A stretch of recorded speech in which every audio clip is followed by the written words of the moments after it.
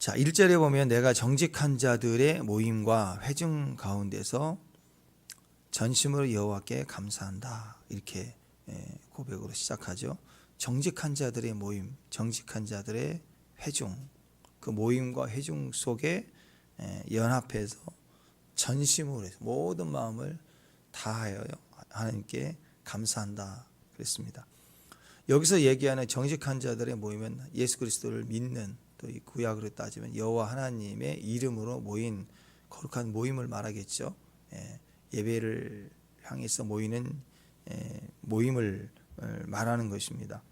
그런데 이 배경이 있습니다. 이 배경이 뭐냐면 바벨론 포로에서 이제 드디어 70년 만에 이렇게 돌아왔을 때 이스라엘 백성들이 불렀던 노래가 이 시편 111편입니다.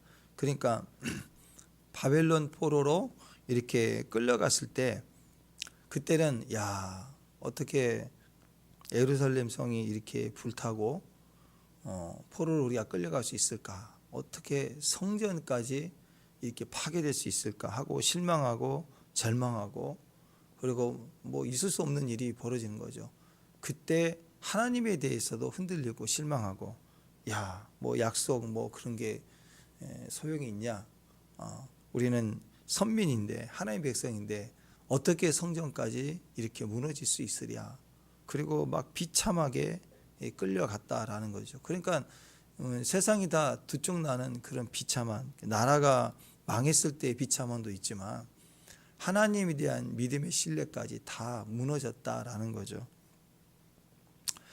우리가 다윗의 후손이다, 다윗의 왕국은 영원하다, 그건 당연한 정답이 아닌가, 이거 확실하다 그랬는데 어떻게 성전까지 불이 탈 수 있을까? 그래서 하나님의 약속은 다 깨졌느냐, 다 없어졌느냐? 이 민족을 향해서 하나님이 이스라엘이라 부르고 또 홍해를 가르게 하고 또 강을 건너온 히브리 민족인데, 이 역사를 가진 우리가 어떻게 이렇게 무너질 수 있을까? 해서 상황과 환경이 아니라 하나님에 대해서 그 약속이 무너졌구나, 약속은 이루어지지 않는구나, 뭐 이렇게 보였다라는 거죠. 그러니까 우리도 마찬가지잖아요. 우리가 간절히 기도하고 소망했을 때 인간적으로 이것만큼은 좀 해주셔야 되지 않을까, 그럴 때가 있지 않아요? 근데 그것마저 그럴 때 제일 흔들리는 것은 그거예요. 참 재밌습니다. 이스라엘 백성들 거의 같은 건데 하나님을 떠나지는 못해요. 그건 아니까. 근데 뭐가 문제냐? 하나님을 하신 약속이 무슨 소용이 있냐? 기도한 게 무슨 소용이 있냐? 그러니까 안 되지 않냐 이거예요. 그러니까 신앙이 없는 사람 또는 무늬만 신앙이 종교적인 사람들은 조금만 불이익만 있으면 도망가 버리거든요. 안 해요. 신앙이 없든지 구원을 안 받았든지 그래요. 교회 생활을 해도. 근데 그게 아니라 우리는 하나님을 알아요. 구원 받았으니까. 그러니까 믿는 자들에 있어서 불신이 있는데 그건 하나님 약속에 대해서 흐린 거예요. 안 되는구나. 나는 안 되나 보다. 나 이렇게 매달렸는데, 이렇게 기도했는데, 이렇게 은혜를 받았는데, 특히 은혜를 받았을 때는 막 더 될 것 같잖아요. 그죠? 근데 은혜를 받는데 기도하면 막 쏟아지는데 될 것 같은데 환경은 박살나고 깨졌을 때 이거는 안 되는구나 라고 절망하게 된다는 거예요. 예레미야가 예언을 했었잖아요. 70년 만에 돌아오리라. 예레미야서 29장 10절에 보면 여호와께서 이와 같이 말씀하시느니라. 바벨론에서 70년이 차면 내가 너희를 돌보고 나의 선한 말을 너희에게 성취하여 너희를 이곳으로 돌아오게 하리라. 이 예언의 말씀이 분명히 있어요. 예레미야 말은 분명히 있어요. 근데 진짜로 포로로 끌려가게 될 때 이 말씀이 안 들린다고. 이런 말씀들이 언제 들리느냐? 포로로 끌려가서 70년이 다 찼을 때서야 다니엘 같은 사람이 쭉 말씀을 읽다가 70년 전에 예레미야를 통해서 70년이 차면 이 민족을 돌아온다고 하셨구나. 충격을 받은 거예요. 심지어 천하의 다니엘도 이걸 놓치고 있었다가 글을 읽다가 말씀을 읽다가 충격을 받고 그러면 이 민족은 진짜 돌아가는가? 그러면 뭔가 하나님이 행하심이 있지 않을까? 그래서 마음을 겸비해서 기도를 해야지 해서 주님 뭔가 나에게 말씀해 주실 거야. 그런 마음으로 하루 이틀 기도한 게 21일이 된 거예요. 21일째 내가 21일 작정해서 기도해야지. 그게 아니라 하루하루 기도했더니 21일째 되는 날 주님이 나타나시고 영광이 나타나고 그래서 이 마지막 때에 계시를 하고 이렇게 민족을 위해서 기도를 했더니 이 세상의 마지막 끝 71일에 정해졌다라는 예언을 하나님이 계시해 주셨다. 이 계시가 얼마나 컸던지 바사가 막 영적 세계에 이 가짜들이 사탄이 루시퍼가 막 방해하고 지역영이 방해하고 천사를 막 보내서 하나님이 미가엘을 보내서 가브리엘 천사를 보내게 하고 막 이러잖아요. 이런 천상의 영적 대전쟁이 벌어지게 됐다. 21일 동안에. 그러니까 다니엘이 그냥 이 약속의 말씀을 발견하고 기도했을 때 그런 일이 일어났는데 대부분의 사람들은 놓치는 게 이 약속들을 기억을 안 하고 또 하나님을 오해하고 또 나는 안 되나 보다 하는 막 그런 실망이 우리 안에 상황이 놓이면 우리 안에 그런 일들이 일어난다는 거예요. 불신이 된다는 거예요. 그러니까 어떻게 해야 돼요? 천하의 다니엘도 말씀을 읽었어요. 우리도 말씀을 늘 읽고 가야 돼요. 늘 묵상하고 가야 돼. 그 놓쳤던 것들을 다시 확인받고 다시 붙들고 말씀을 가지고 기도하고 그게 우리 안에 능력이 되고 변화가 되는 거예요.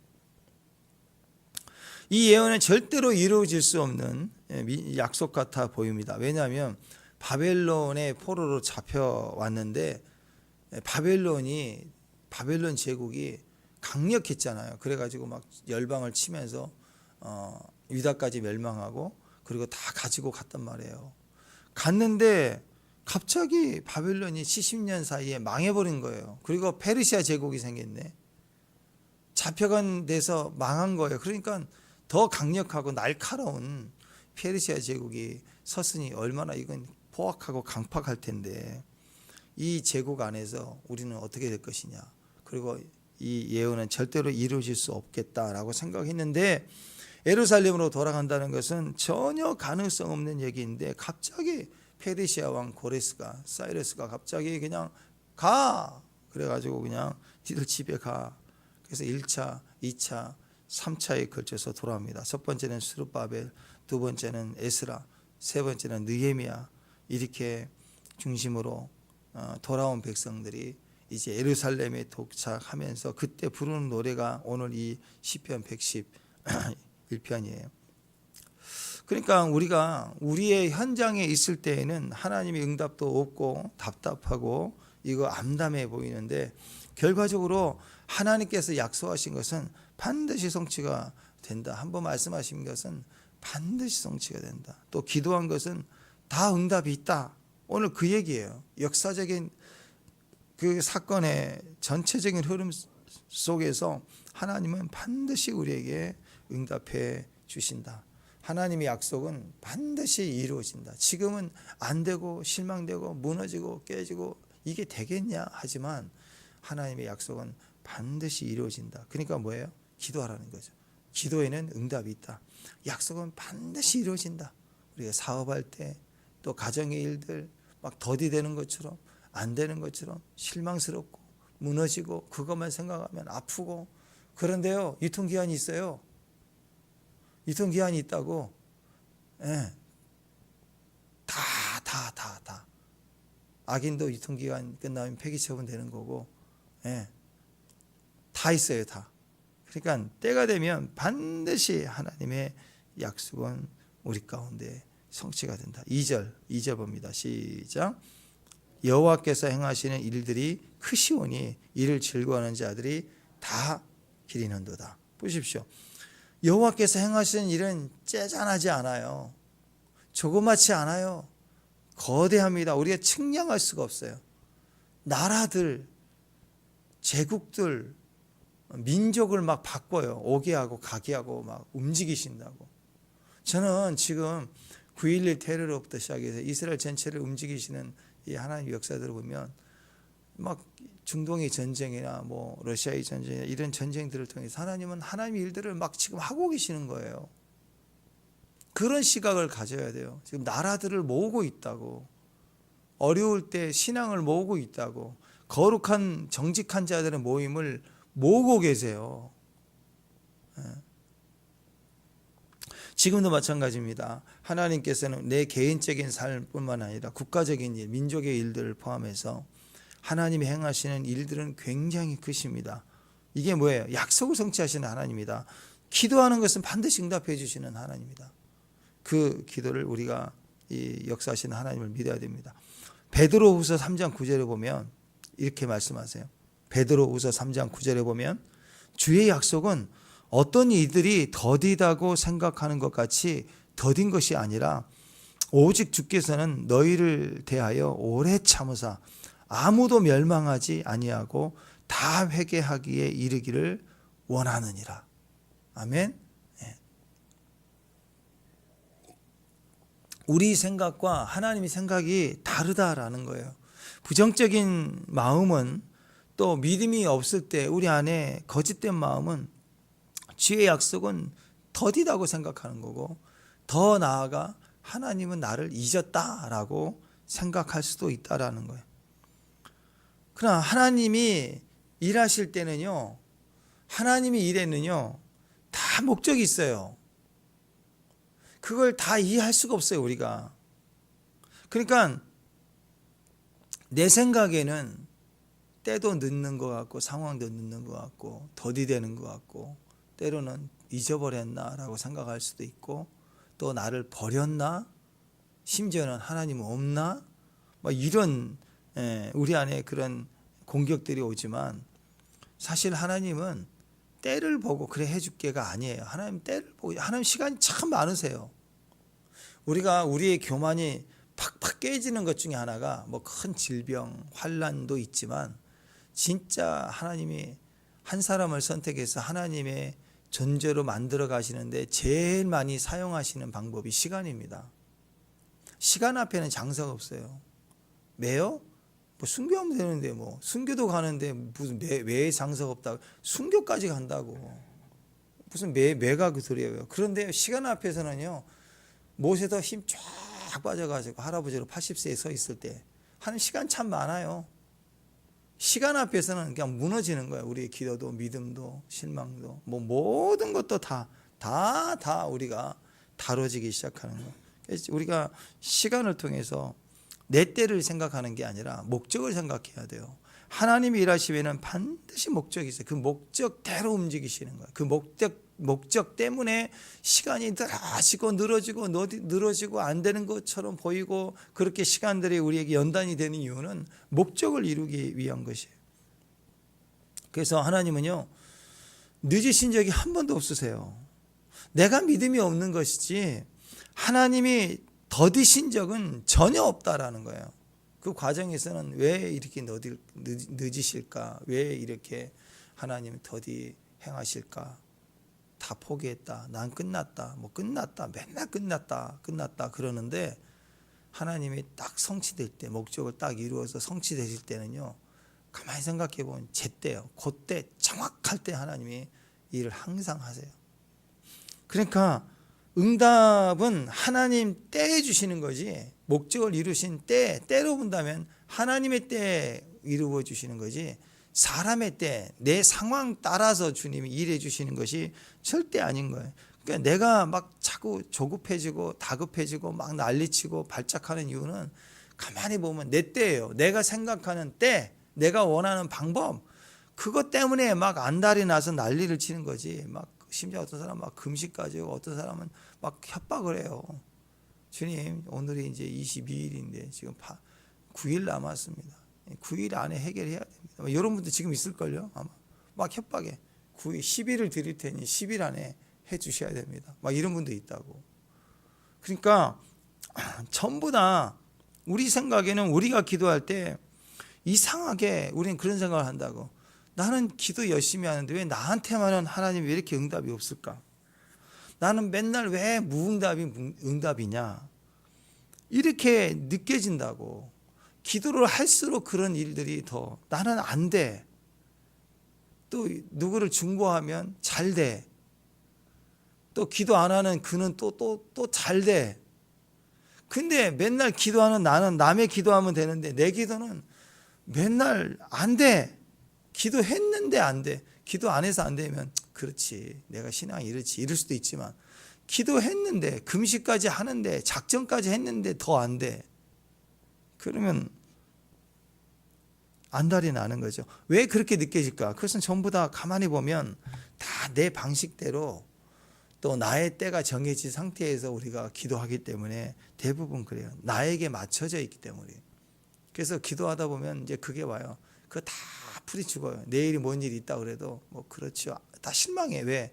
믿음이 있어서가 아니라 믿음이 있어서 내일까지 다 맡기는 게 아니고 해봐야 내일 안 될 텐데 그러면서 기도하고 있다고. 그게 우리의 현재 성적표예요. 믿음 없다는 거. 근데 그때는 또 돼. 다 포기하고 형식만 갖춰서 기도하는 것 같은데 그때는 또 어떻게 또 돼요. 죽으면 죽으리라 그랬더니 죽는 일 없어요. 망하는 일 없다고. 하나님 그렇게 일을 하신다고. 기도하면 안 되는데 기도도 안 하고 실망해서 포기하고 있으면 또 내가 생각했던 그 바닥까지 칠 때까지는 또 안 가요. 어떻게 또 돼. 뭐 법이 바뀌었대 하면서 이리저리 움직이면서 또 가진다고. 그러니까 여러분 기억해야 두 가지예요. 하나님의 방식대로 하나님의 타이밍, 이것이 응답의 모습이라는 거예요. 내 방식, 내 타이밍이 아니라 하나님의 타이밍, 하나님의 방식대로 이 두 가지대로 응답이 가는 거예요. 그런데 우리는 특히 기도에 대해서만큼은 너무도 쉽게 낙심해요. 포기해버려요. 좌절해버려요. 기도 좀 하다가 포기해버린다고. 그래서 뭐 기도했더니 뭐 안 되더라. 뭐 이렇게 막 툭툭대고 얘기한다고. 나도 한두 번 해봤는데 안 되더라. 한두 번 해보고 안 된다고 얘기한다고. 어떻게 하나님의 일에 그 크신 위대한 일을 한두 번 기도하고 되겠어요.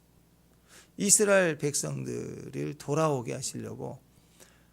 그러니까 인간의 생각은 그 엄청난 바벨론 제국을 무너뜨린 페르시아 제국은 더 포악하고 또 강력한데 어떻게 우리를 가게 하실까? 우리가 여기서 탈출할 수 있을까? 어떻게 우리가 독립할 수 있을까? 이건 내 방식이에요. 내가 독립운동하고 뭐 어떻게 해보겠다는, 그 다음에 인간적 상황을 보니까 더 포악한 나라 제국이 생겼으니 이건 불가능하다. 이건 다 내 관점이잖아요. 근데 하나님 관점에서는 그 예레미야 때도 그랬고 다 예언했잖아요. 바벨론에 대해서 미리 예언하잖아요. 바벨론이 유다를 망하게 하시기 전에 포로로 끌려가라고 예언할 때 이미 예언이 뭐예요? 바벨론 이 교만한 놈아, 내가 한 나라를 세워 너를 칠 거다 그랬잖아요. 그러니까 70년이 차면 돌아오게 해야 되는데 이 모습을 보니까 강팍하고 교만해서 도저히 하나님 말씀 듣지 않을 것 같으니까 뒤집어 버리는 거예요. 메데파사 조그만 나라를 강력하게 세워서 페르시아 제국을 세우면서 바벨론이 한순간에 뒤집어져 버린 거예요. 왜? 보내려고. 페르시아가 똑똑하고 뭐 고레스 황제가 대단해서가 아니라 하나님이 이스라엘 백성들 70년 차니까 도를 보내려고 의로운 왕을 세우려고 나라를 뒤집어 버리는 거예요. 나라도 민족도 대통령도 다 마찬가지입니다.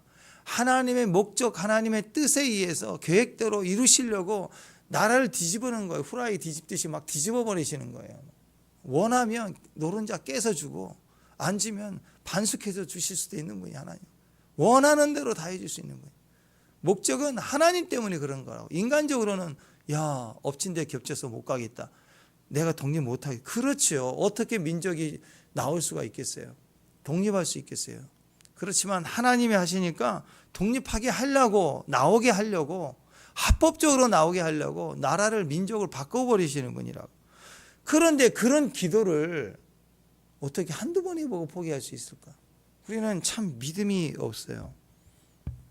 그러나 여러분 기억하십시오. 우리가 믿음에 난 대단하다 뭐 그렇게 얘기하면 또 교만이 되니까 믿음은 참 없다. 그게 참 맞는 것 같아요. 저도 보면 우리는 참 믿음이 없다. 나는 왜 이렇게 믿음이 없을까 할 때가 상당히 많습니다. 근데 이거 기억하세요. 믿음 없을 수 있고요. 믿음이 커지기도 하고 막 산을 삼킬 것처럼 막 그러다가 그렇죠? 막 큰 산이 무슨 푸딩 같아. 푹 떠서 먹을 것 같아. 너무 단순해 보일 때가 있지만 때로는 작은 문제, 종이 한 장 같은 것도 팍 그 앞에서 쓰러지고 무너지고 두렵고 그러잖아요. 우리가 믿음이 없을 때가 있고요. 사실 믿음이 없어요. 하나님 참 우리를 믿는 자다 그러면 부담스러워요.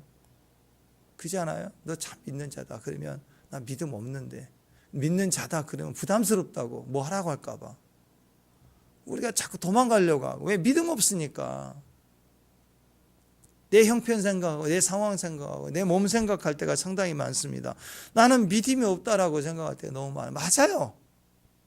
근데 기억하십시오. 오늘 시편 111편의 메시지예요.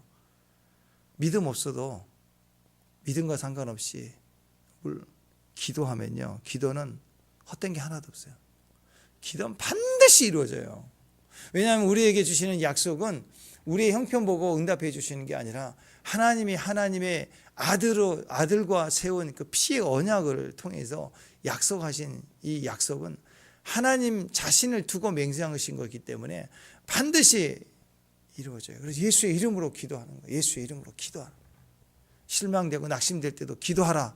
꼭 믿음이 충만할 때만 하는 게 아니라 낙심될 때도 기도하라. 다 망할 것 같을 때 기도하라. 안 될 것 같을 때 기도하라. 기도한 건 반드시 이루어진다. 내 때와 내 시간이 아닌 것 같아도 이루어진다. 기도하라. 대부분 내 응답은 내 타이밍이다. 응답은 내 방식이라고 생각하니까 더디되는 것처럼 느껴지지만, 응답은 내 타이밍이 아니라 응답은 목적을 두신 하나님의 타이밍이고 하나님의 방식으로 응답이 오는 거예요. 그러니까 내가 깨지지 않고 내가 시퍼렇게 살아있는 사람은 맨날 내 타이밍, 내 방식, 나의 때 막 이거 강하잖아요. 그러니까 그렇게 느끼는 거예요. 하나님 막 안 되는 것 같고 나를 버린 것처럼 느껴진다는. 근데 하나님은 우리의 아버지가 되십니다. 그래서 성경에서는 아버지는 자식에게 좋은 것 준다 그래서. 고슴도치도 그러잖아요. 자식에게 좋은 걸 키운다고, 좋은 거 주신다고. 마태복음 7장 11절에 보면 너희가 악할지라도 좋은 것으로 자식에게 줄 줄 알거든. 그렇죠. 뱀을 생선을 달라 그러는데 뱀을 줄 부모가 어디 있냐. 그렇죠. 배고파요, 떡 주세요 그랬더니 돌 먹어. 돌 줄 부모가 어디가 있느냐. 우리가 악할지라도 믿음이 없어도 치자식한테는 좋은 거 주려고 하는데, 하늘에 계신 하나님이 아버지래요. 너희 아버지께서 구하는 자에게 좋은 것으로 주지 않겠느냐, 또 성령으로 주지 않겠느냐, 이렇게 얘기하지 않습니까? 응답이 반드시 있다라는 거예요. 응답이. 근데 응답을 어떻게 주시느냐? 아버지로서 주는 거예요. 아버지. 기도하면 응답이 있다. 그러니까 기도하면 받은 줄로 믿어라. 자, 기도하면 응답이 있다는 말은 뭐예요? 기도할 때 어떻게 기도하라? 받은 줄로 믿어라. 그리하면 그대로 된다. 마태복음 11장 24절, 23절, 24절 말씀을 읽어드립니다. 그러므로 내가 너에게 말하노니 무엇이든지 기도하고 구하는 것은 받은 줄로 믿어라. 여기에 이제 현정이거든. 그때, 그러니까 기도할 그때 받은 줄로 믿어라.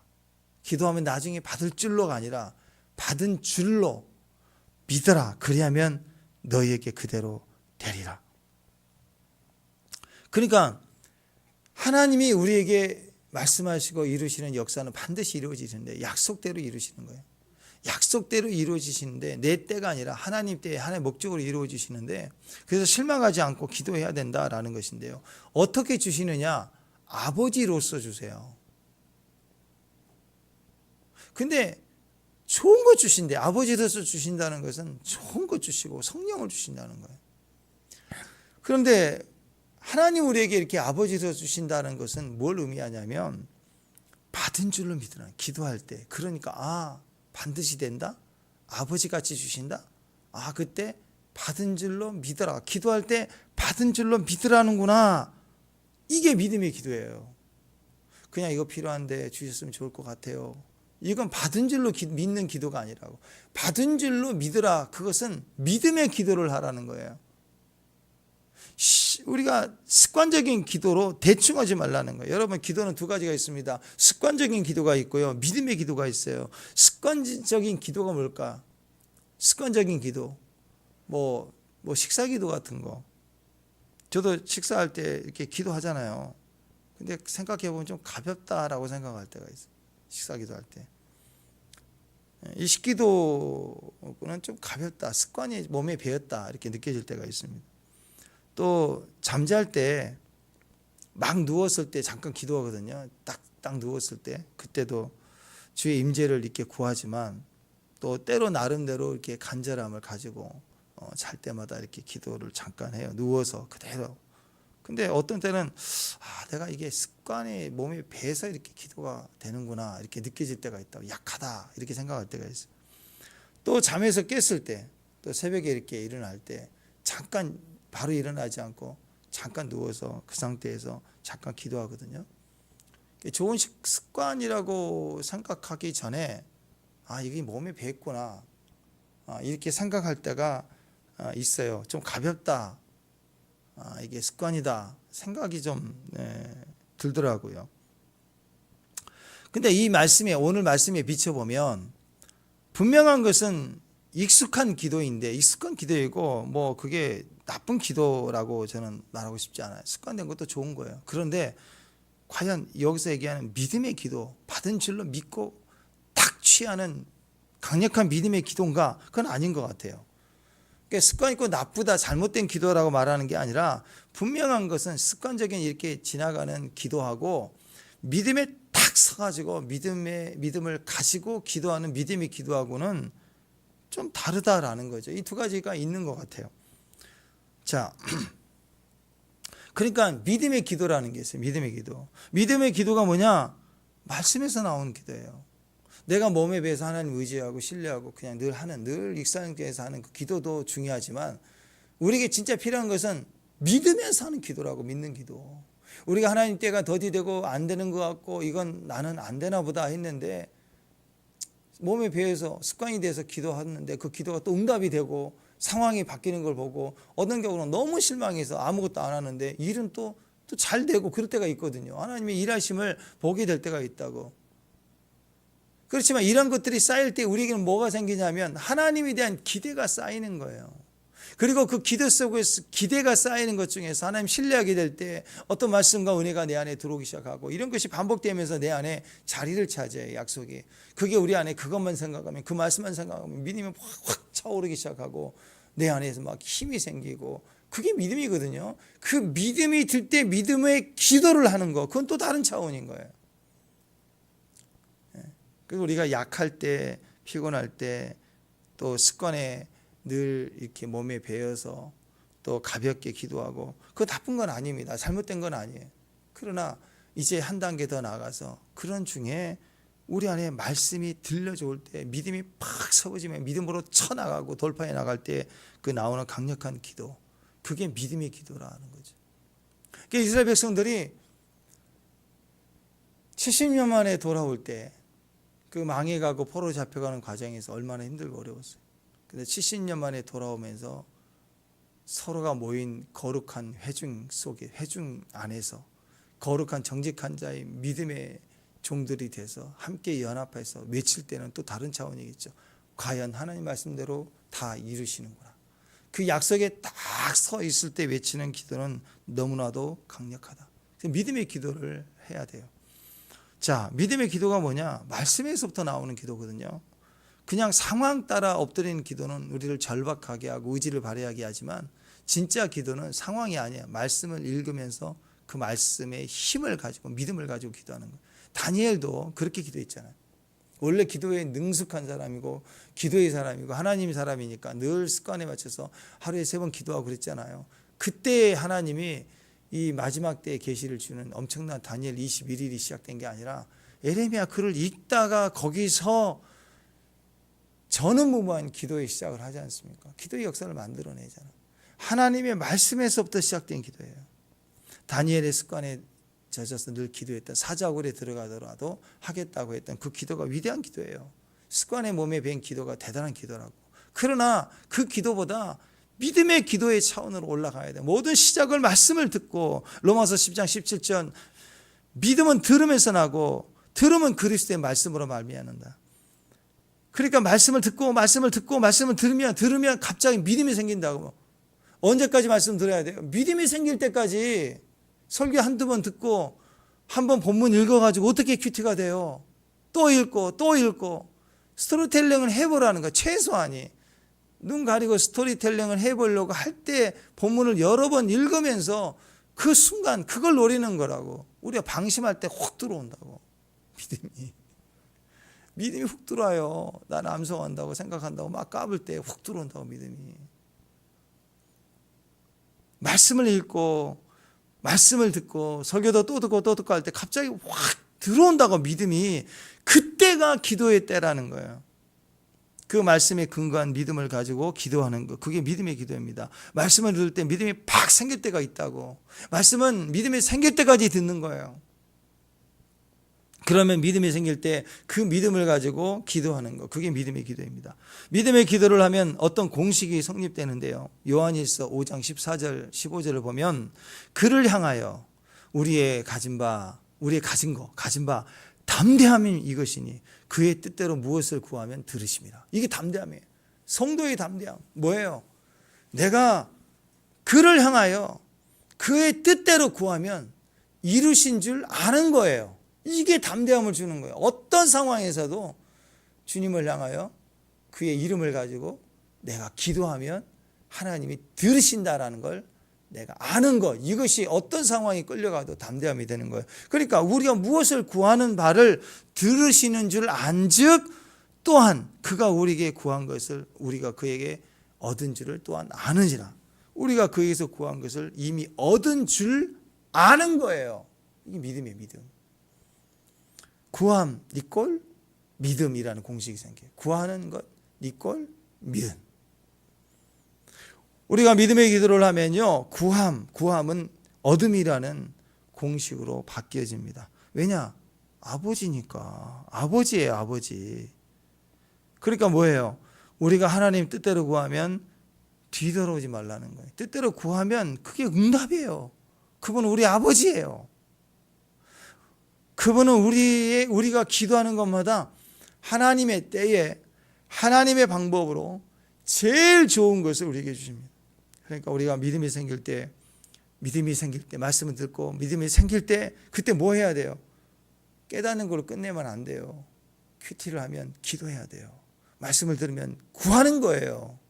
믿음이 생길 때 그때 기도할 때요. 세상은요, 문제가 생길 때 기도하려고 그래요. 어려울 때 기도하려고 그래요. 아니라고요.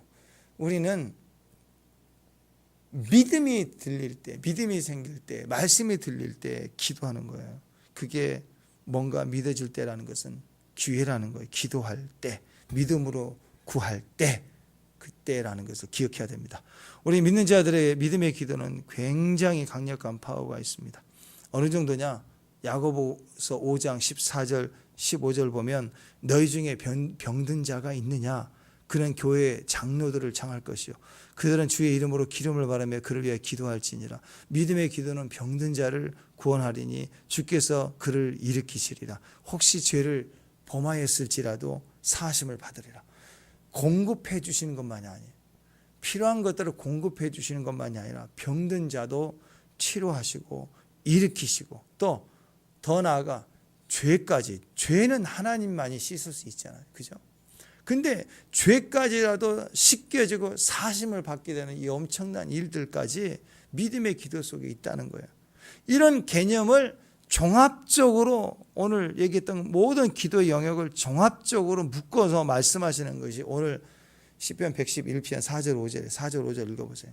4절 5절 읽습니다. 시작. 그의 기적을 사람이 기억하게 하셨으니 여호와는 은혜로우시고 자비로우시다. 여호와께서 자기를 경외하는 자에게 양식을 주시며 그의 언약을 영원히 기억하신다. 세상이 우리를 막 위협해서요, 법이라든지 무슨 힘을 가지고 총 갖고 와가지고 우리를 위협해서 우리를 두렵게 해가지고 억지로 행동하게 하는 거, 두려워서 억지로 행동해서 막 공포로 우리를 끌어가는 걸 행위라고 그래. 행위. 그런데 성령이 우리를 주관하니까 내가 자원해서 어떤 일을 행하게 되는 행동, 그걸 능력이라고 해요. 능력. 성경적 용어로 능력이라고 한다고. 그래서 사람들은요, 둘 중에 하나예요. 행위로 살아가는 사람이 있고, 그리고 능력으로 살아가는 사람. 행위로 하는 것을 오리정신이에요. 오리까지만 가라 그랬더니 억지로 막 하는 거예요. 행위. 지친다고. 근데 오리가 아니라 능력의 사람은요, 심리까지 가요. 오리까지 억지고 육리부터 심리까지가 자유로운 게 아니고 이미 심리 정신을 가진 사람은 심리까지 가는 거예요. 그러니까 오리를 가는 이 사람이 억지로 끌려가는 과정에서도 자원함이 있다고, 기쁨이 있다고. 그러니까 사람은 둘 중에 하나예요. 행위로 하루하루 버티며 숙제하듯이 그렇게 살아가는 사람이 있고, 능력으로 살아가는 사람이 있어요. 능력으로 살아가는 사람에게는 기적이 있습니다. 그런데요, 행위로 계산하고 사는 사람에게는 억지로 되기는 하겠지요. 행위로 숙지하듯이 사는 사람에게는, 내 생각과 판단이 되면, 이해되면 움직이는 사람들은요, 절대로 인생에 기적이 없어요. 그냥 성도의 삶이나 종교생활, 신앙생활 그냥 그렇게 살다가 끝나는 거예요. 근데 심리정신으로 능력으로 살아갈 때 삶에 하나님이 개입하세요. 막 기적적인 일들이 일어나요. 그래서 자기 생각을 내려놓고 성령의 이끄심을 따라서 가는 거예요. 내가 습관에 배우고 기도 삶을 살아야 된다라는 생각과 정신으로 기도하는 것도 중요하지만, 우리 안에 말씀을 읽으세요. 말씀이 믿음으로 들려질 때 그때 그 믿음을 다 붙잡고 기도하는 믿음의 기도로 나가는 거. 내 안에 성령이 감동케 하심을 따라서 순종해 가는 거. 그런 과정을 통해서 이상하게 막 가정이 뒤집어지고, 교회가 뒤집어지고 세상이 뒤집어지고 하는 기적들이 막 일어나기 시작한다.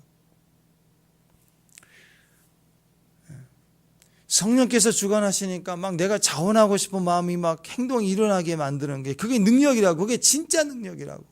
교회도 마찬가지입니다. 주님의 때에 여러분 지옥 간다고, 교회 1%만 다 성도들의 1%만 천국 간다고, 회개하라 한다고 막 전쟁이 나고 막, 얼마나 무서워요. 그 거짓말을 얼마나 무섭게 해요. 그러니까 그 거짓말에 속으니까 얼마나 무섭겠어요. 그래가지고 예수를 믿는다. 너무너무 불행한 것 같아요. 그게 아니라, 공포가 아니라, 두려움이 아니라, 우리를 능히 사랑하시는 하나님의 사랑을 경험하니까, 그렇죠? 교회가 움직이려면 공포로 움직이는 게 아니라, 그러므로 막 선교해야 된다, 그러므로 우리가 헌신해야 된다, 막 공포, 지옥 간다, 우리 안에서 오늘 지옥 갈 사람이 있다, 막 이래가지고 공포에서 교회를 움직이려고 좌지우지하려고 하는 거 말고, 이단처럼 성령의 감동하심으로 말미암아 거룩한 모임, 정직한 모임이 되는 거예요. 형제의 연합들이 거룩한 모임으로 하나가 돼서 능력으로 살아가는 사람들, 강력한 움직임이 있지 않겠어요? 거기는 이 마지막 때 초자연적인 공급이 있다고. 하나님 공급해 주심이 있고, 양식을 주시고 채워주시고, 거기에 강력한 기적과 같은 일들이 있게 된다는 것이에요. 하나님께서 우리의 필요를 채우시는 것입니다. 하나님은 우리의 욕심을 채우시지 않아요. 우리의 일용할 양식에서부터 필요하다면 하나님은 기적적으로, 초자연적으로 다 공급해 주세요. 절대로 굶게 하지 않으세요. 왜냐? 그분은 우리의 아버지예요. 아버지. 우리 아버지. 그러므로 하나님 말씀을 지키고, 하나님 말씀을 그 입에 지키고, 아직 마음까지 안 와도 좋아요. 머리에 두지 말고 입에서 지켜야 가슴으로 파고 들어간다. 머리에 두면 드라이해집니다. 날아가 버려요. 참기름 뚜껑 열어놓고 있는 거 똑같아요. 다 날아간다. 머리에 두지 말고 어디다 둬요? 입에다 지키면 아직 믿음이 없어 괜찮아요. 초시자라도 괜찮아요. 실망해서도 괜찮아요. 그냥 말씀을 입에다 둬야, 말씀을 읽어요. 말씀을 묵상해요. 말씀을 소리 내세요. 그냥 입에다 두기만 해요. 어느 순간 얘가 무거워지면 툭 떨어진다고. 가슴으로 툭 떨어져 들어와요. 그때 기도하는 거예요. 그때 초자연적인 기적으로 공급해 주시고 함께하고 막 뛰기 시작할 때 하나님이 기적처럼 일을 하신다. 하나님 우리를 지켜주시니까 지금 여기까지 왔죠. 그죠? 그런 거예요. 그러니까 하나님 말씀을 우리 입술에 지켜라. 그러면 가슴에 담기고, 또 손이 해내고, 발걸음도 해내고, 시대가 바뀌고 역사가 바뀌는 일들이 막 일어난다고. 우리가 할 일은 입술에다가 말씀 물려놓고 말하고, 말한 걸 듣고, 그러면 하나님이 반드시 우리에게 믿음을 주세요. 믿음은 병든 자를 일으키고 죄사함도 얻게 하고. 아멘. 네. 그래서 여러분 믿음의 기도를 하시길 바랍니다. 아멘. 감동받을 때 믿음으로 나가세요. 환경 보지 마세요. 믿음을 가져요. 이게 마지막 10절입니다. 10절 시작. 여호와를 경외함이 지혜의 근본이라. 그의 계명을 지키는 자는 다 훌륭한 지각을 가진 자니 여호와를 찬양함이 영원히 계속 되리로다. 여호와를 경외하는 마음, 그 경외하는 마음을 가지고 가볍게 뛰지 말고 가볍게 말하지 말고 우리 입술에 계명을 지켜야 돼요. 여호와를 찬양함이 계속 영원히 계속됩니다. 그랬죠. 입술에다 찬양하고 그의 계명을 입술에다 두라는 거예요. 그러면 훌륭한 지각을 가진대요. 천하의 세상에 얻을 수 없는 지각을 주신대요. 하늘의 지혜를 가진다. 오늘 그 지혜를 가지고 기도의 축복을 받은 믿음의 기도를 행하는 귀한 종들 되시기를 주님의 이름으로 축원합니다. 하나님 말씀을 우리 입술에 두고 저희들 믿음으로 기도할 때 이제 하나님 약속은 더디 되는 것처럼 또 안 되는 것처럼 포기되는 것처럼 보이지만 하나님 말씀은 반드시 이루어짐을 저희가 믿습니다. 우리 입술에 두겠습니다. 믿음의 기도로 때가 되면 하나님 나라로 바꾸고 민족도 바뀌고 제국도 무너뜨리면서 우리를 가게 하시고 성취하시는 하나님이심을 믿습니다. 오늘 또 믿음으로 기도하는 주의 종들을 기억하셔서 그 말씀의 이름을 보게 하여 주옵소서. 그 하나님 때 응답에 대한 훌륭한 지각을 가진 귀한 종들 되게 하옵소서. 예수님 이름으로 기도합니다.